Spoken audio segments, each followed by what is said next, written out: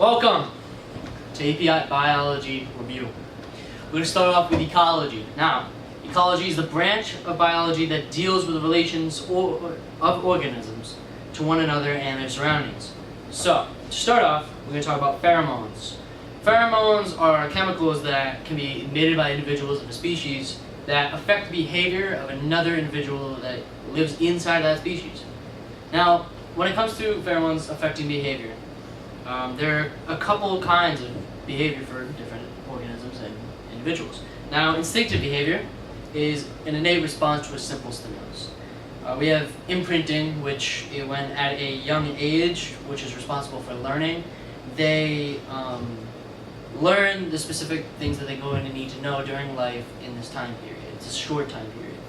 Now, habituation is when a organism learns not to respond to a repeated stimulus, such as pigeons in a city or dogs to cars, but we all know that still happens. Learned behavior is behavior that is learned through experience, so we can talk about, well, we'll get into that later actually. There are two different kinds of conditioning. There's operant conditioning and there's classical conditioning. Now, first off, operant conditioning is learning by which an animal's voluntary behavior is modified by the consequences of that action. So, a scientist called Skinner studied operant conditioning and conducted experiments using animals which he placed in a Skinner box. He would try positive reinforcement and negative reinforcement. For positive reinforcement, it would show placing a hungry rat in a Skinner box, which contained a lever that, if pressed, would drop food for the rat. The rat noticed this and began to hit the lever more and more when it was hungry, obviously. Now, when it came to negative reinforcement, the hungry rat would be in the Skinner box, and when the lever is pulled, an electrical current that is running through the ground of the box goes away. Therefore, the rat learns that if the electric current is going through the box, it will pull the lever to make it stop. Now, the rats would learn what to do in each situation, therefore operant conditioning through experience. Now we have classical conditioning. Classical conditioning is an animal's involuntary response to a stimulus, and this stimulus becomes associated with another stimulus that is presented at the same time. Now, a scientist called Ivan Pavlov studied classical conditioning, in which he conducted an experiment with dogs. So he would give food to his dogs and would ring a bell. Now, when he would repeat this procedure and ring the bell on its own, which would cause an increase in salivation. Now, this bell ringing for the dogs was associated with food, therefore triggering the salivation, therefore this innate response to food is made. So the dog had learned an association between the bell and the food. And all animals... Now we're going to talk about movement behavior for organisms. Now, there's two different kinds. There's taxis and there's kinesis. Taxis is an innate directional response, such as birds flying south. Kinesis is an innate response in which an animal speeds up or slows down its movement in reaction to a stimulus. This could just be even humans being scared to something where we'll jump back or we'll gasp or stuff like that. Now we're going to talk about populations. Now, population size in itself is dependent upon growth rates, immigration, and emigration. Now, immigration is the flow of organisms into a population, whereas emigration is the flow of organisms out of a population. Now, when it comes to growth of a population, there are two different growth patterns. Now, there is logistic, which tends to be an S-shaped curve, so therefore it's limited, so to say. And then there's exponential, which is J-shaped, which is not under any limiting factors. Now, coming back to factors soon, we have to talk about carrying capacity. Now, this is the amount of a given population that the environment can withstand, whether it has to do with resources or anything that the With every population, there's a carrying capacity. Now, this carrying capacity happens when the limited amount of resources inside of the environment go away, and then you will see a plateau of the population. Now, limiting factors could be resources such as food, water, it could be space for the organisms to live, and it could just be predators, which would reduce the population. That's it for ecology. The more you know. Very good. Evolution. What's it all about? Evolution is any change in, well, the course of time. So Darwin, a scientist or studier of evolution, tending to be known as the father of evolution, had a theory of natural selection, which competition for limited resources in differential survival made individuals with favorable traits more likely to survive and produce more offspring, thus passing these favorable traits to subsequent generations.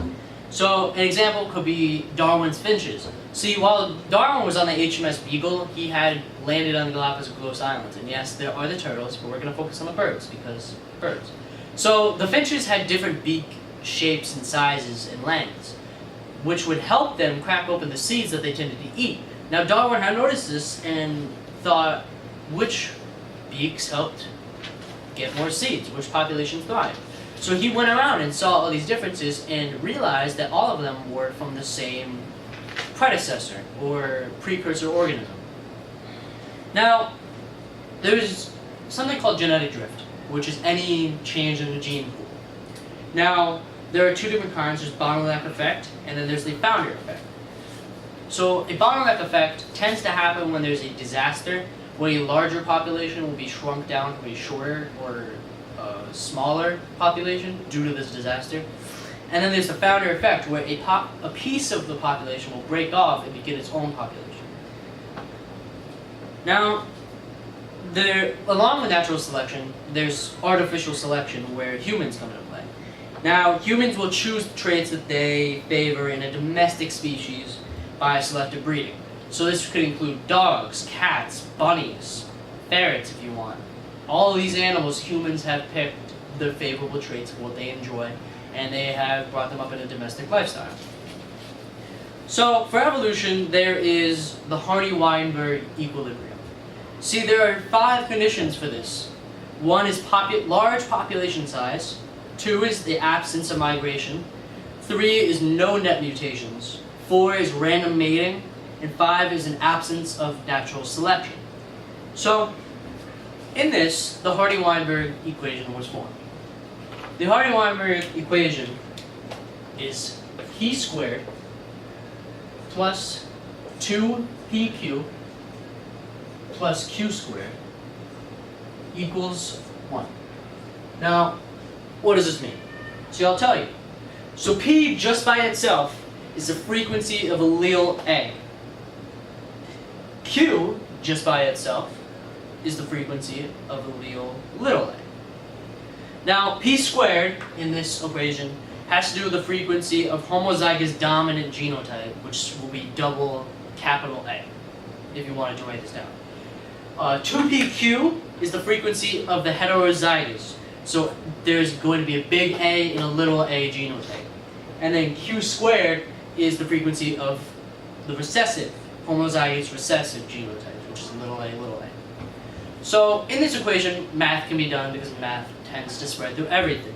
So for this example, let's say we have a population of brown-eyed people, brown-eyed people and then blue-eyed people. So we will have 50 brown-eyed people and 50 blue-eyed people. So, okay. So now we're going to do an example of the Hardy-Weinberg equation, which tends to find out the frequency of these different alleles. So, let's say we have, for p squared, which is the homozygous dominant, let's say we have the number 0.09. Now, what do you do with that? I'm going to show you. So now we're going to find p. To find p, we have to square root 0.09. With this, we should get 0.3. Now, 0.3 is p. We're going to use that for later. Now to find q, this also brings in a different version of this equation, which is basically the same thing. P plus q equals 1. Same thing. So we're going to factor this in. P equals 0.3 plus q equals 1.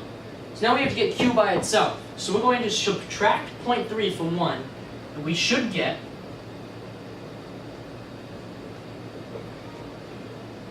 0.7. Now, we have p and we have q, so now we're going to find q squared. How do you get q to q squared? You square it. So 0.7 squared will then equal 0.49. Now, 2pq. We have both p and q, so now we're just going to multiply p and q together, and then multiply it by 2, which will go to 0.42.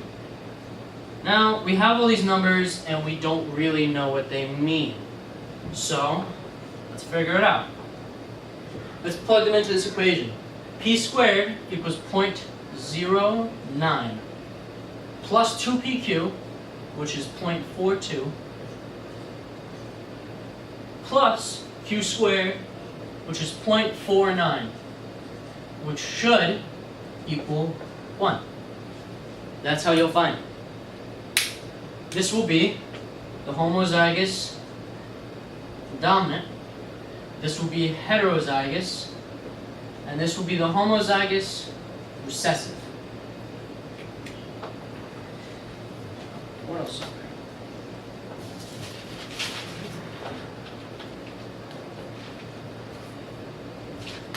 Okay, now let's dive deeper into evolution. We've talked about natural selection, we've talked about artificial selection. Now we're going to go on to a topic called radiometric dating.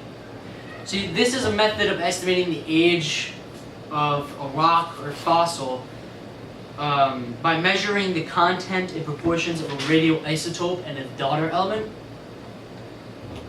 This process, to find it, uses half-lives. Now, half-lives is the characteristic time it takes for half of a quantity of a radioisotope to degrade. So, after we've talked about natural selection and artificial selection, we're now going to talk about a process called radiometric dating. Now, what is that? No one really knows right now. Okay, so radiometric dating is a method of estimating the age of a rock or a fossil by measuring the content and proportions of a radioisotope and its daughter element. So doing this, we're going to be using half-lives, and this is where this little graph comes in handy.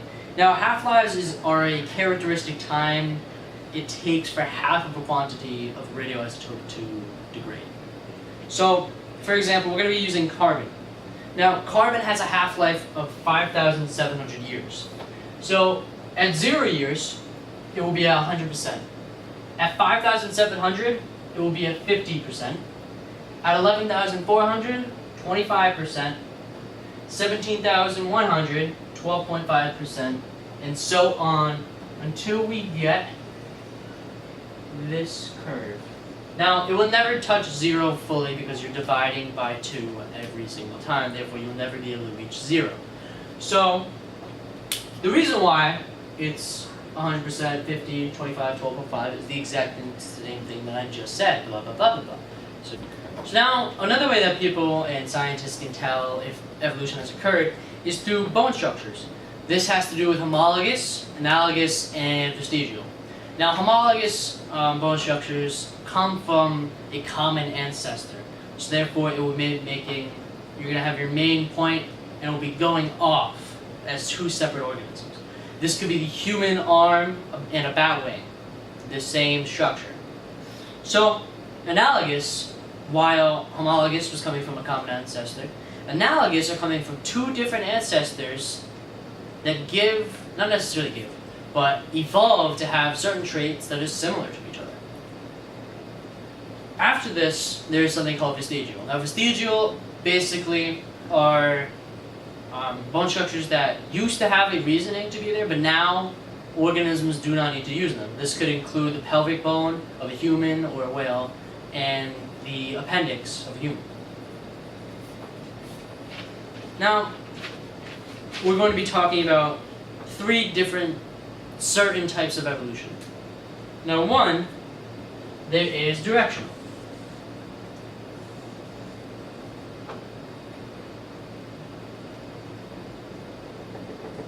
Now, directional the dotted line represents the directional. The solid will always represent the original case. The directional favors one specific trait, one side at least, the dominant or the recessive side.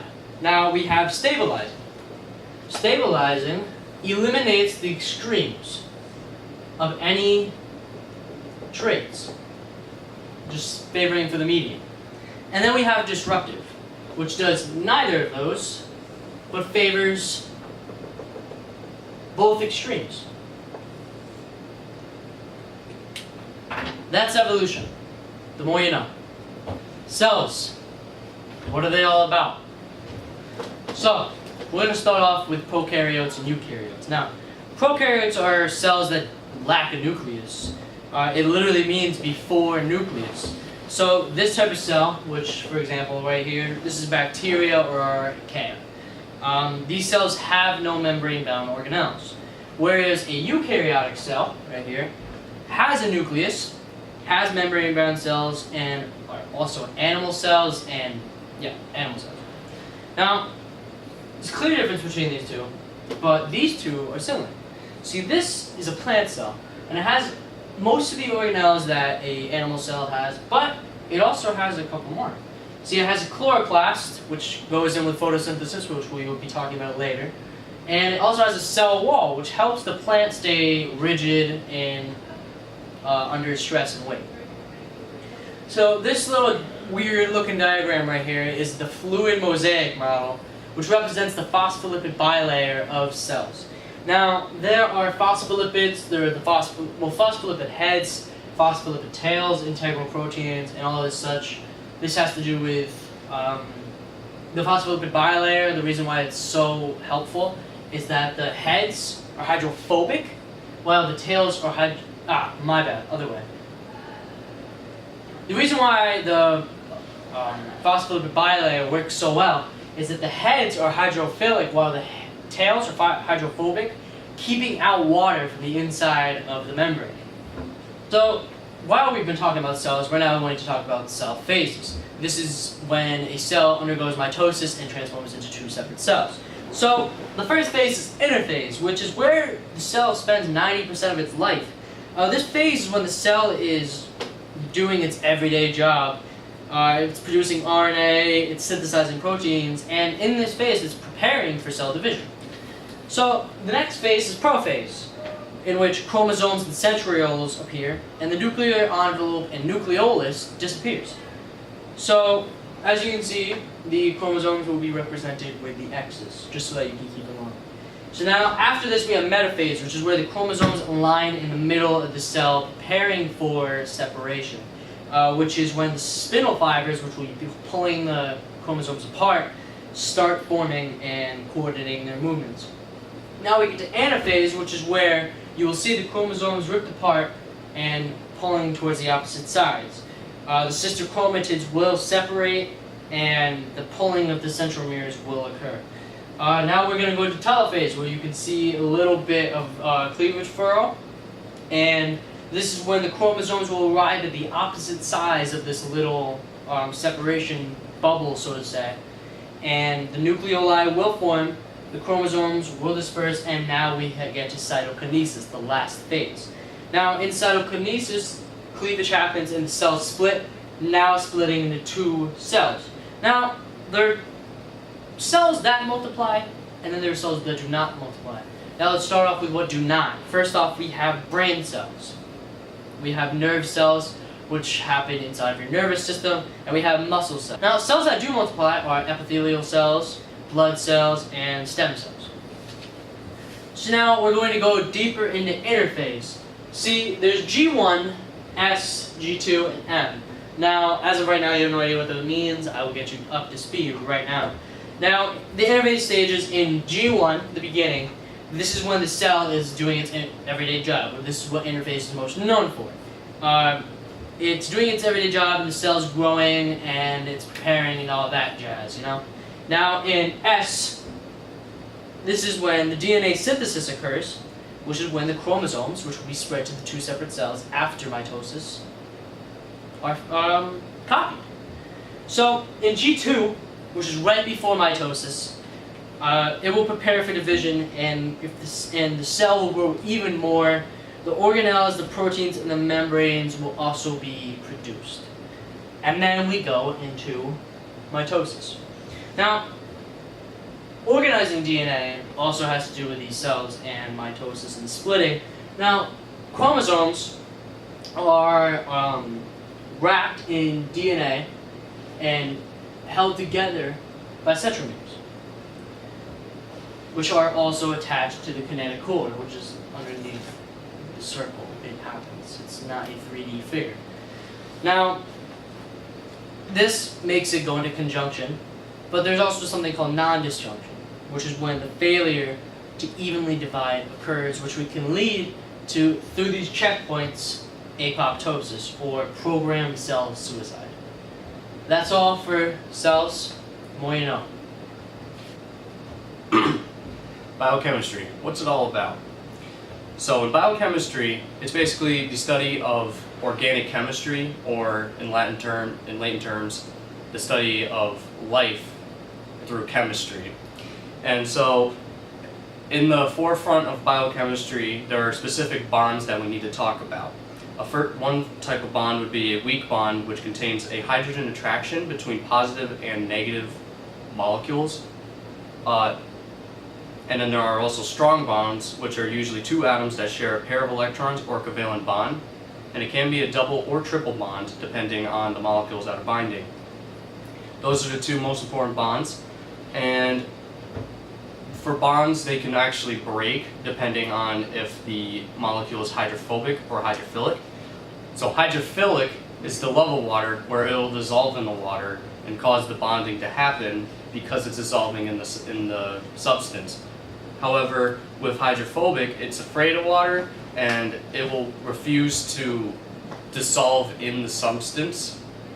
Essentially, like if you poured oil into water, the oil would just rise to the top and it wouldn't actually dissolve into the water. Now, H2O, or water, is a polar molecule, which means it has a both positive and negative end. So that goes hand in hand with the weak bonds that I was talking about earlier. And water is actually much more important than just bonding and dissolving and whatnot. It actually has very interesting properties, and there's 5 of them. The first one for properties of water is cohesion and adhesion. And essentially, cohesion is the process of bonding between H2O molecules between each other. And adhesion is bonding between an H2O molecule and another substance. So for example, you put water in water, they'll bond. But water can also stick to other substances, which is why when you have like a hot shower and you have water coming down the walls, it sticks to the wall. That's the condensation just sticking to the wall. The second property of water is that it's a good solvent, which allows many substances to dissolve in H2O, which depends on if the molecule is hydrophilic or hydrophobic.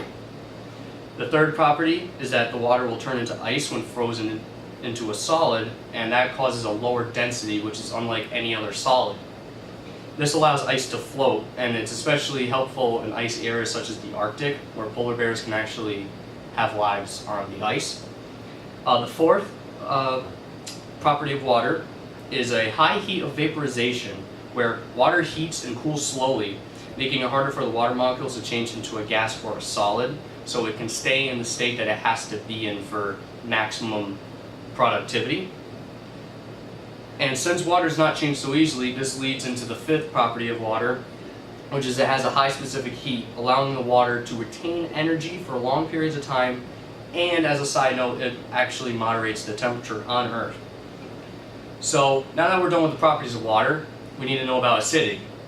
So acidity is essentially the amount of hydrogens, or acidity contains positive hydrogen atoms, and it also contains negative hydroxide atoms. And hydrogen is just H+, and hydroxides are OH-. And essentially, it's based on a logarithmic scale, that it's called pH. So a difference between a pH of 7 and a pH of 8 is not just one number, it's not just one difference, it's actually a 10 times amount between each. So having a pH of 7 versus a pH of 8, you're having 10 times more acidity in the 8 than the 7. And off of acidity, there are isomers, which is a molecule with the same molecular formula but in a different structure. So you can have 4 carbons in a row, or you can have 3 carbons and then one of the carbons is above or below it, connected to, like, say, the last one. That still counts as the same compound. And with these isomers, there's also functional groups, which they allow multiple combinations of molecules, and they'll have unique properties. So the functional groups in biochemistry that are involved in most chemical reactions are hydroxyl groups, carbonyl groups, carboxyl groups, amino groups, sulfhydryl groups, and phosphate groups. A hydroxyl group, or an alcohol, is when the carbon tail ends with an OH. And essentially this is most common in, like, methanol, ethanol. Ethanol is in alcoholic beverages, and it's, yeah. Carbonyl is when can actually be 2 different things depending on where the additional group is located on the molecule. So a carbonyl can be an aldehyde when a double bonded oxygen is connected to the carbon in the middle of the compound, but it could make a ketone when the double bonded O is on the end carbon of the molecule. And carboxyls make acids, which I talked about earlier with the pH. And that is when the molecule ends with a bond of a COOH. Amino make amines, which make amino acids, which I will be talking about later, and they end with a NH2 group. Sulfhydryl stabilizes the structure of proteins, and later it'll create sulfhydryl bridges between bonds and other molecules, and those end with an SH group. And lastly, phosphate groups, they transfer energy between organic molecules, and they end with a PO4. Now, I'll be definitely talking about the phosphates later because of a certain molecule, but I'll save that for later.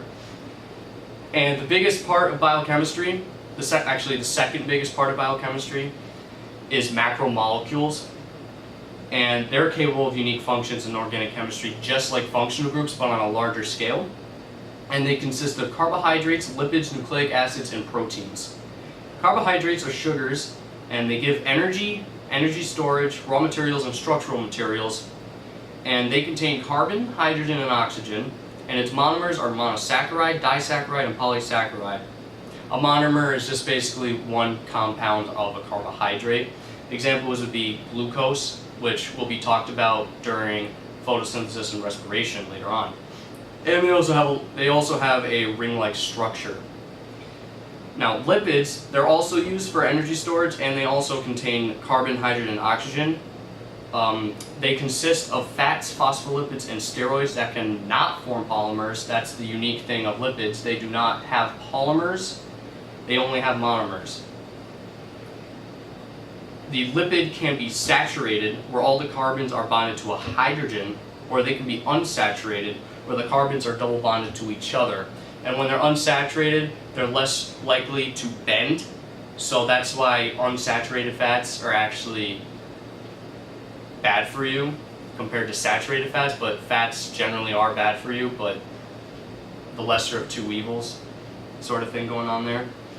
And then nucleic acids are genetic material that stores information in the form of genes, which are the blueprints for building proteins, which will be the next thing I talk about after nucleic acids. The central dogma of nucleic acids is DNA makes RNA makes proteins. DNA contains nucleotides with a universal code of base pairs, which is ATCG. A stands for adenine, T stands for thymine, C stands for cytosine, and G stands for guanine. Adenine bonds with thymine, and cytosine bonds with guanine. In RNA, however, thymine is replaced with uracil, U for short. Nucleotides have a backbone, sugar, phosphate, and a base bonded on each side. Adenine and thymine have 2 hydrogen bonds, while cytosine and guanine have 3 hydrogen bonds. And then here's the big part of biochemistry. DNA replication. When DNA replicates, the new strand is half parent template and a half new DNA using a semi-conservative copy process, which will be discussed in a later video.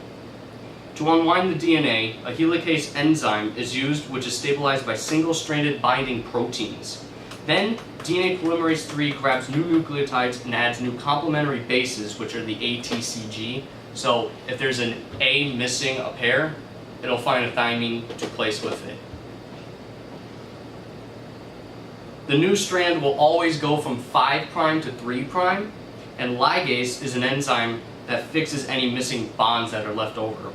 The new strand, when the DNA helix is unwound, a lagging strand goes against the 5' to 3' rule, because essentially when you replicate DNA, it opens up from a helicase enzyme, and there'll be 2 strands. And the lagging strand goes against the rule of the 5' to 3'. So there's going to be Okazaki fragments, which are essentially separated bases from the normal rule, and they'll end up there. They'll still work, but they're just weird.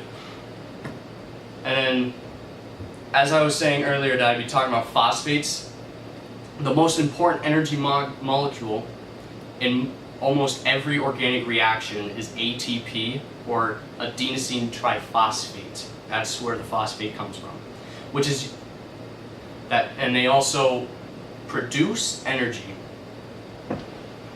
Proteins, the last macromolecule, are made from nucleic acids that form DNA and RNA, part of the essential dogma I was talking about earlier. Proteins consist of 20 different amino acids, which the amino acids, they come from the amine groups, and they have unique chemical properties for each amino acid. A peptide bond is formed whenever an amino and a carboxyl bond. There are 4 structures for a protein, which are primary, secondary, tertiary, and quaternary. The primary structure of a protein is an order of amino acids in a chain, and the secondary structure is when folding takes place in the amino acid chain, causing either an alpha helix, which is like a wavy vertical line, or a beta sheet, which is more of a zigzag horizontal line. The tertiary structure is the entire molecule folding due to hydrophobic and hydrophilic interactions and hydrogen ionic bonds, which looks like a tumbleweed. It's basically a giant ball of scribble. And there's no other way to really put it. And the quaternary structure is essentially 2 tertiary structures bonded together to be one giant tumbleweed. And lastly, all metabolic reactions, which are the use of enzymes to speed up reactions, they relate to energy production and survival of an organism. This is essentially metabolism. When a reaction forms a bond, it is anabolic, but when a reaction breaks a bond, it is catabolic, such as digest polymers. These reactions can also be exergonic, which they release energy, or endergonic, where they input energy.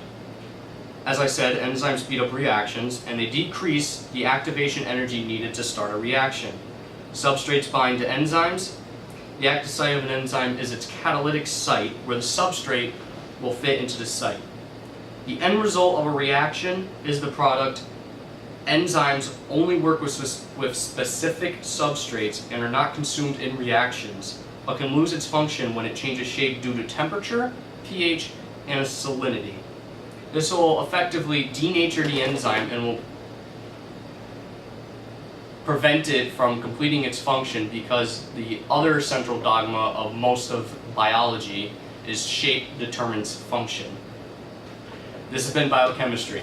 The more you know. Photosynthesis and respiration. What's it all about?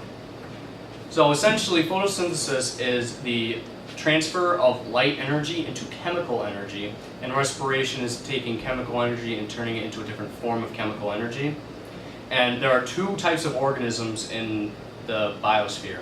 There are autotrophs, which will produce their own energy, and they build carbon, hydrogen, and oxygen, and they are the ones that convert the light energy into chemical energy and go through photosynthesis. Heterotrophs, however, they eat for energy, and these include herbivores and carnivores. They will also eat carbon, hydrogen, and oxygen, and they convert chemical energy into different chemical energy, and they go through respiration instead of photosynthesis. Now, in plants, there are certain aspects of plants that allow for different uptakes of minerals and nutrients. So the stomata in plant leaves will open up for moisture and carbon dioxide. The leaves will collect the light energy, which is solar energy from the sun. The roots will uptake H2O, water, and several other nutrients like nitrogen, phosphorus, potassium, sulfur, magnesium, iron, etc. Inside a plant cell, there is an organelle called the chloroplast, which is responsible for photosynthetic reactions. It contains a double membrane, a cytoplasm-like open area called stroma, and thylakoids and sacs called granum, which contain chlorophyll, the electron transport chain, and ATP synthase. In the granum, light-dependent reactions occur which convert solar energy into chemical energy. And essentially, if you want to write this down, this is the entire Calvin cycle and how chloroplast uses the reactions to convert light into ATP that goes into the Calvin cycle, and it allows the cell to run. Now that's photosynthesis in a quick fashion. Now we're going to talk about respiration. With respiration, animals consume glucose that the plant cell, the chloroplast, will create, and so the animals will use that as their form of energy, and also the oxygen that's a waste product from chloroplast as well, produced by the photosynthesis. And using respiration, animals create ATPs for energy, and they will give off water and carbon dioxide as waste products to go to the plants. So basically, they're in a one giant cycle instead of just two separate cycles. It's two cycles in one big cycle. And now, instead of the Calvin cycle, they use the Krebs cycle, which produces the ATPs instead of using them. Respiration occurs within the mitochondria of animal cells, and actually some plants do use respiration as well. Respiration occurs in the mitochondria using the electron transport chain, the Krebs cycle, and a process called glycolysis to break down the glucose. Now, glycolysis, it turns the glucose into two PEPs. And then the PEPs turn into pyruvates, which are also known as pyruvic acid.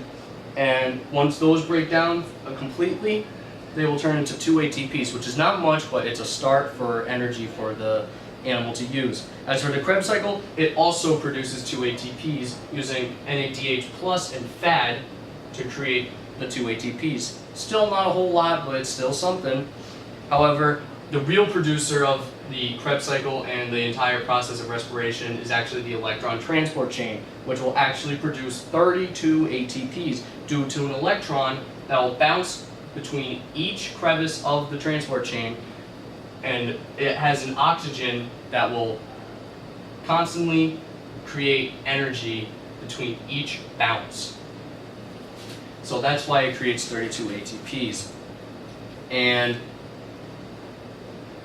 this is, if you want to jot it down as well, this is the chloroplast and all the stuff that goes on during respiration.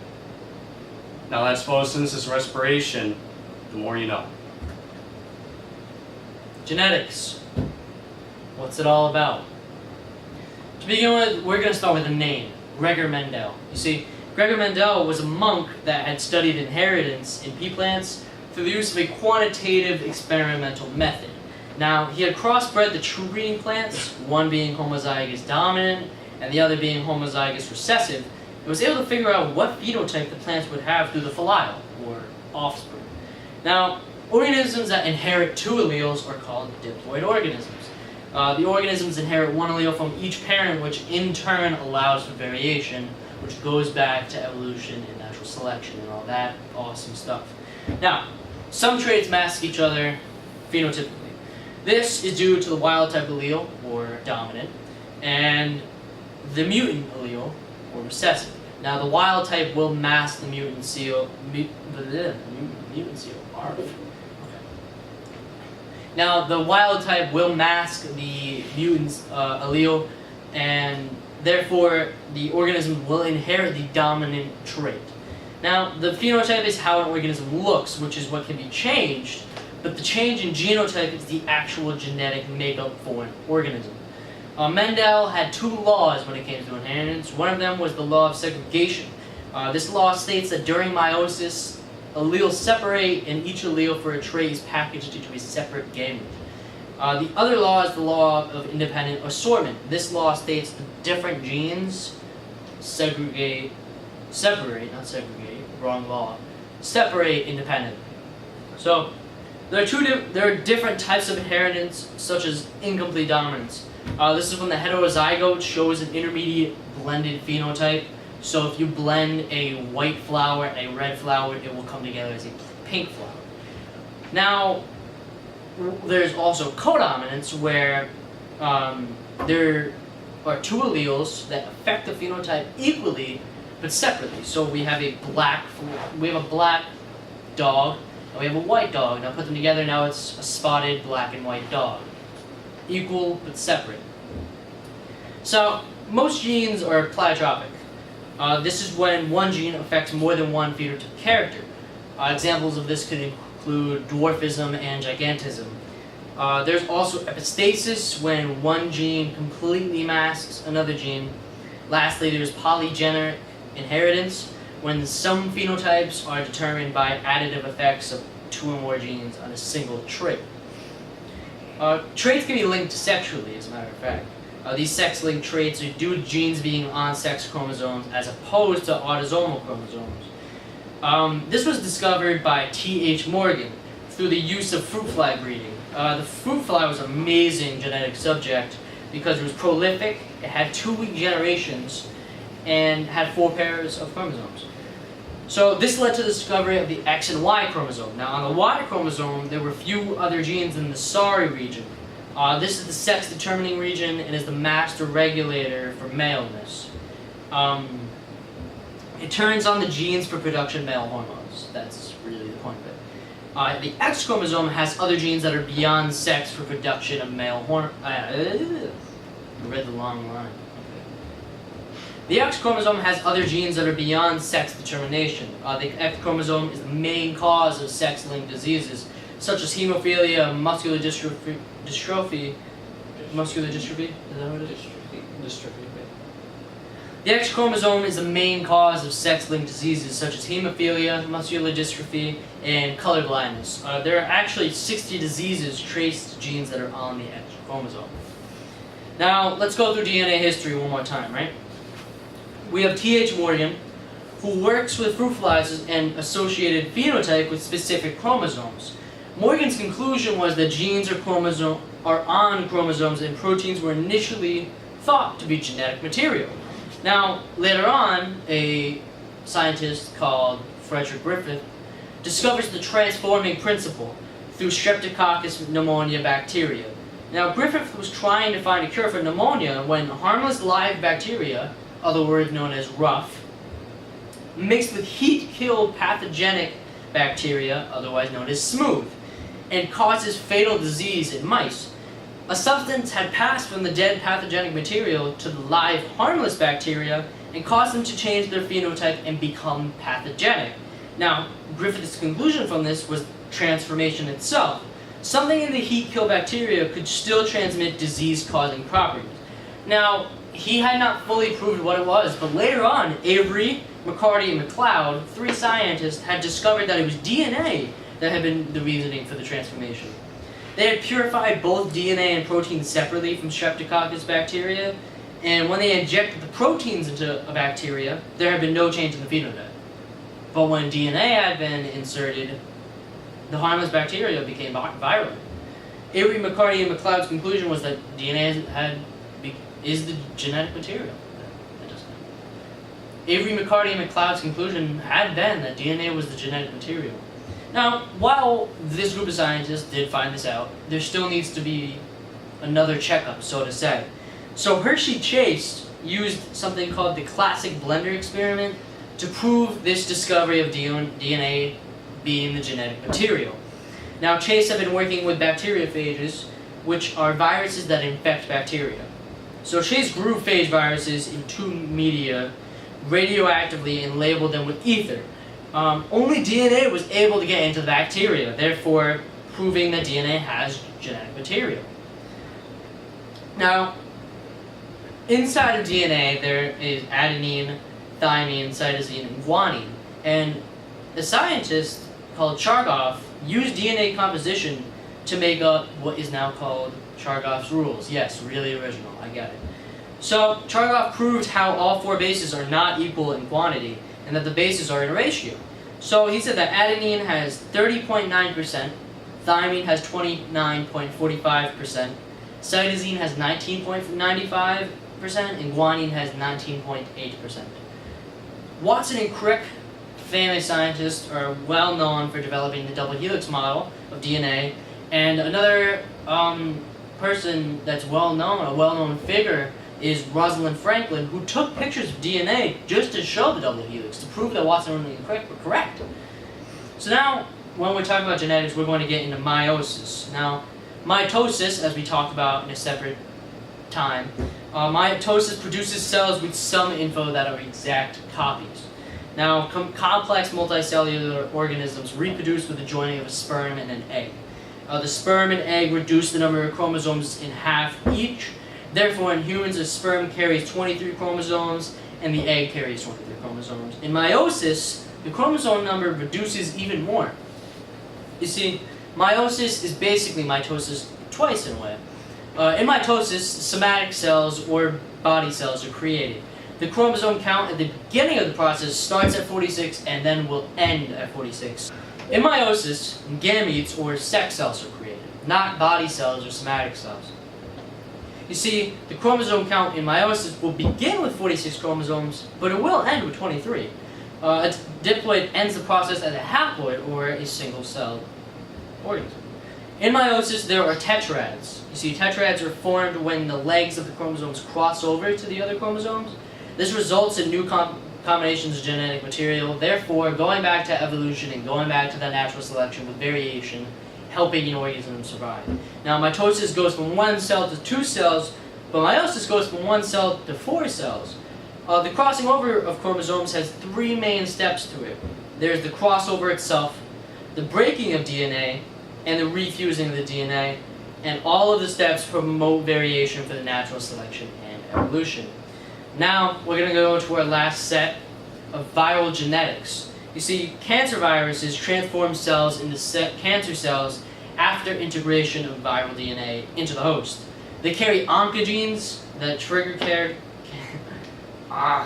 oncogenes. That's okay. Alright. Most of this is bloopers anyways. Thanks, man. Anytime. Cancer viruses transform cells into cancer cells after integration of viral DNA into the host. They carry oncogenes that trigger cancerous characteristics in cells. An oncogene is a version of a human gene that normally controls cell cycle or growth. Now, genetic engineering is a huge topic when it comes to genetics. Genetic engineering actually began with something called interferon, which increases human resistance to viral infection. Now, one day the interferon gene was implemented into a bacterial genome. The bacteria began to multiply, and oh my god. The bacteria began to divide rapidly and produce large amounts of interferon through a process called conjugation. This is when the bacteria takes DNA from other bacteria. The bacteria will produce a line of genetically altered cells from a single altered cell, which will become known as cloning. And this all marks the beginning of genetic engineering.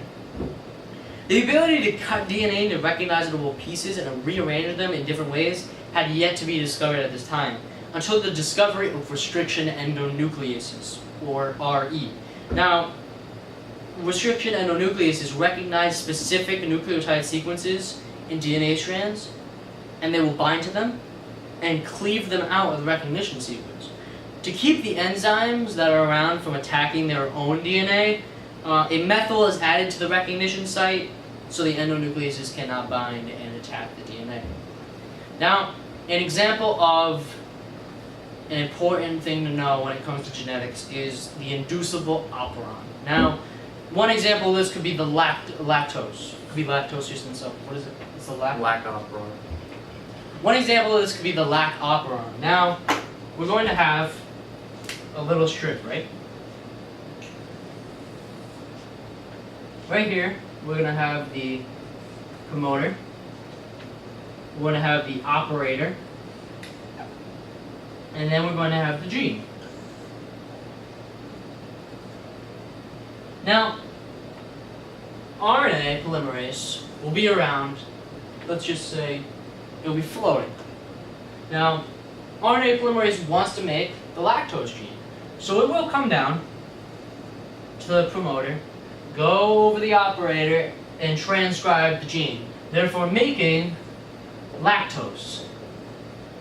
So, what happens when there's too much? Well, there's going to be a different site over, let's just say over here, and there will be a promoter, there will be a operator, and then there will be a gene for a repressor. Now, a repressor is something that will stop the RNA polymerase from being able to make the gene, hence getting the lactose levels to go down when it's unneeded, because too much of anything will hurt the cells of the body. So what happens is the RNA will come over, it will attach to the promoter, go over the operator, and then transcribe the repressor. I messed that up. Yeah, repressor. Now, the way this works is that if lactose, which usually ends up being shaped this way, it's really bad drawing, but just let it be. This lactose will attach to the repressor, canceling it out. So while also stopping the formation of the lactose gene, it cancels out already unneeded lactose that doesn't need to be there. Therefore, ending anything that goes over what is needed. That's all for genetics. The more you know.